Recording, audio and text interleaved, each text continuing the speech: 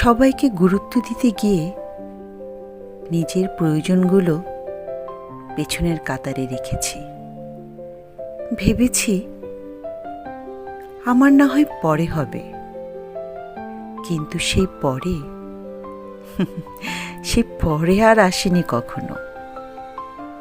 সবাইকে সময় দিয়েছি, নিজের জন্য একটুও সময় রাখিনি।